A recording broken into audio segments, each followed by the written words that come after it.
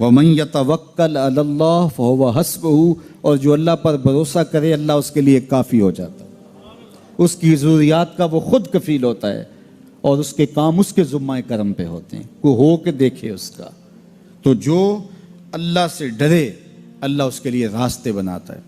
حضرت عوف بن مالک رضی اللہ تعالی عنہ الاشجعی حضور کی خدمت میں حاضر ہوئے اور عرض گزار ہوئے کہ میرا بیٹا سالم مشرکین کی قید میں ہے اور میں فاقوں کی حالت میں ہوں۔ تو فرمایا آل محمد کے پاس ایک سیر جو ہیں، بس اس کے علاوہ ہمارے پاس بھی کھانے کے لیے دنیاوی اسباب نہیں ہیں۔ کہا صبر کرو اور اللہ سے ڈرو اور لا حول ولا قوت الا باللہ کثرت کے ساتھ پڑھو۔ یہ ایسا وظیفہ ہے، ایک حدیث پاک میں آتا ہے کہ یہ 99 بیماریوں کا علاج ہے، اس میں سب سے کم درجے کی بیماری ہم اور غم ہے۔ یہ دکھوں کا مداوع ہے، مشکلات کا علاج ہے، اور یہ وظیفہ میرے حضور نے بتایا۔ حضرت ابو ذر غفاری رضی اللہ تعالیٰ عنہ کو حضور نے 5 چیزیں بتائی تھیں، ان میں سے 5ویں چیز یہ تھی کہ ابو ذر کثرت کے ساتھ لا حول ولا قوت الا باللہ پڑھا کرو۔ فرمایا عرش الہی کے نیچے ایک خاص خزانہ ہے، یہ وظیفہ وہاں سے آیا ہے۔ یہ زندگی میں معمول بنا لو، جب پھنس جاؤ مشکلات میں آ جاؤ تو لا حول ولا قوت الا باللہ پڑھو، اللہ راستے کھولے گا۔ تو حضور نے 3 چیزیں فرمائی، اللہ سے ڈرو، صبر کرو اور کثرت کے ساتھ لا حول ولا قوت الا باللہ پڑھو۔ وہ فرماتے ہیں کہ میں یہ عمل شروع کیا، ابھی گھر میں بیٹھا ہی تھا کہ دروازے پہ دستک ہوئی، تو میں اٹھا کہ دروازہ کھولوں دیکھوں کہ کون ہے۔ تو دروازہ کھولا، دیکھا میرا بیٹا کھڑا ہے اور اس کے پیچھے 100 اونٹ کھڑے ہیں۔ تو میں نے کہا کہ تم اور یہ اونٹ؟ کہا مجھے موقع لگ گیا، میں ان کی قید سے بھاگ آیا اور آتے آتے ان کے 100 اونٹ بھی ہانک لایا ہوں۔ وَيَرْزُقْهُ مِنْ حَيْثُ لَا يَحْتَسِبُ، وہ تمہیں وہاں سے رزق دے گا جہاں سے تمہیں گمان بھی نہیں۔ اس کے ہو کے تو دیکھو، اللہ اکبر، اللہ کے ہو جاؤ تو پھر وہ تمہاری ضرورتوں کا کفیل ہو جائے گا۔ فرمایا حضرت عبداللہ ابن مسعود رضی اللہ تعالیٰ عنہ نے کہ کسی شخص کو فقر و فاقہ آ جائے تو وہ لوگوں کو بتائے کہ میں آج کل بڑے مشکل حالات میں ہوں، ہر وقت لوگوں کو بتاتا رہے تو اس کی مشکل بڑھے گی، اس کی مشکلیں آسان نہیں ہوں گی اس طرح۔ اور اگر وہ اپنی اس مشکل کو کسی سے شیئر نہ کرے بلکہ مصلی بچھا کے اپنے رب سے کہے کہ مالک فقر و فاقہ آ گیا ہے اور اس کا علاج تیرے پاس ہے، اس مرض کا مداوع تیرے پاس ہے۔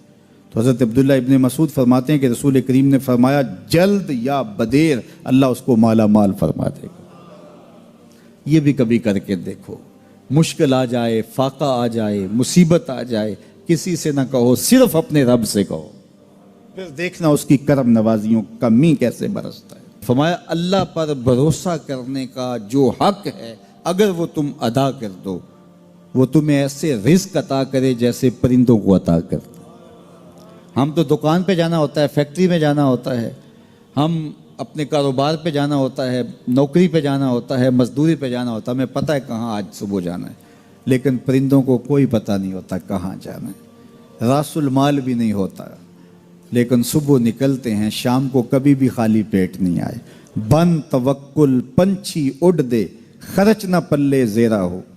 گھر سے خالی پیٹ نکلتے ہیں، جب واپس آتے ہیں تو پیٹ بھرے ہوئے ہوتے ہیں، اور پھر جو ان کی ضرورت ہوتی ہے اللہ وہ ساری ضرورتیں پوری کرتا ہے، جو ضرورت ان کی ہوتی ہے۔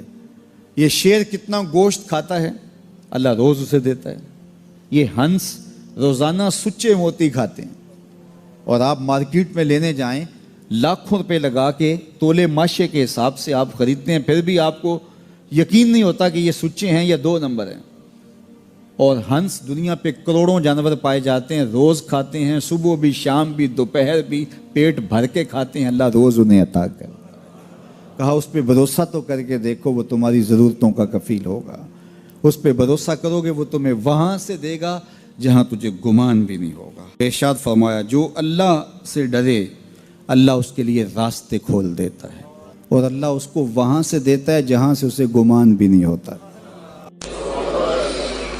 حضور نبی رحمت صلی اللہ علیہ وسلم نے ارشاد فرمایا 4 اشخاص ایسے ہیں جن کو جنت میں جانے سے کوئی چیز نہیں روک سکتی، اور فرمایا اگر لوگوں کے سست پڑ جانے کا اندیشہ نہ ہو تو اے عمر میں تجھ کو کہوں کہ یہ بات گلیوں اور بازاروں میں لوگوں کو بتا دو۔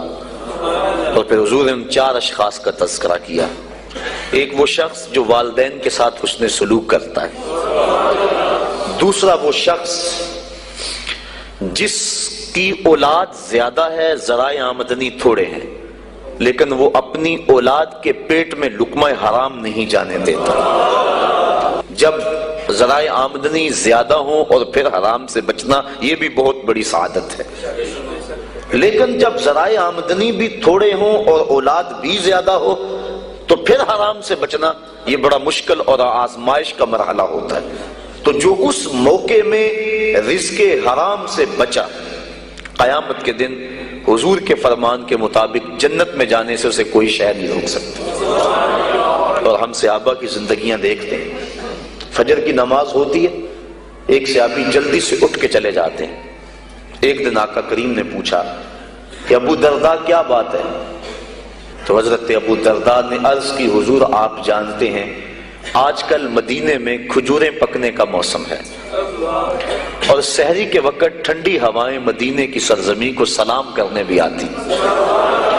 میرے ہمسائے کے صحن میں ایک اونچا لمبا درخت ہے کھجور کا جس کا جھکاؤ میرے گھر کی سمت ہے، اور جب ہوا چلتی ہے تو اس سے کھجوریں ٹوٹ کے میرے ویڑے میں گر پڑتی ہیں۔ میں جلدی جلدی اس لیے چلا جاتا ہوں کہ بچوں کے اٹھنے سے قبل وہ کھجوریں اٹھا کے ان کے گھر میں پھینک دو، کہیں ایسا نہ ہو کہ میرا بچہ کوئی کھجور اٹھا کے اپنے منہ میں ڈال لے۔ یہ صحابہ کا مزاج۔ اور ہماری سڑک سے گنے کی ٹرالی گزر کر تو دیکھیں، ہم بچے کو شاباش دیتے ہیں کہ بڑا دلیر نکلا ہے۔ جس کو آج آپ حوصلہ افزائی کر رہے ہیں کل بڑا ہو کے ڈاکو بنے گا، کل بڑا ہو کے راہزن اور لٹیرا بنے گا۔ اولاد کی تربیت کے باب میں یہ بات ہے کہ اگر وہ گناہ کا ارتکاب بچپن میں بھی کرتے ہیں تو ان کی وہاں حوصلہ شکنی کی جائے تاکہ ان کے دل میں گناہ سے نفرت پیدا ہو جائے۔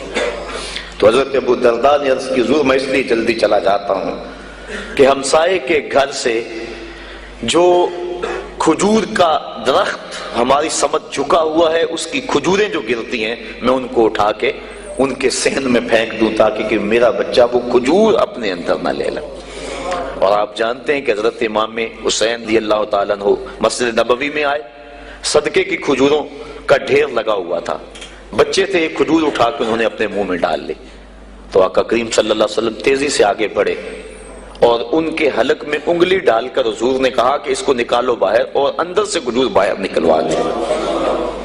میں اور آپ اپنے رزق پر اگر غور کر لیں اور اپنے رزق کی حلت کا سامان کر لیں تو عبادت کی لذت نصیب ہو جائے۔ تیسرا وہ شخص کہ جس نے ایسی سچی توبہ کی کہ دوبارہ گناہ کی طرف جانا اتنا مشکل ہے جس طرح تھن سے نکلا ہوا دودھ دوبارہ اندر نہیں جا سکتا۔ اور چوتھی وہ عورت جس نے اپنی ساری محبتیں اپنے خامد پہ نچھاور کر دی اور اس حال میں مری کہ اس کا خامد اس پہ راضی تھا، اس کو جنت میں جانے سے کوئی چیز نہیں روکی۔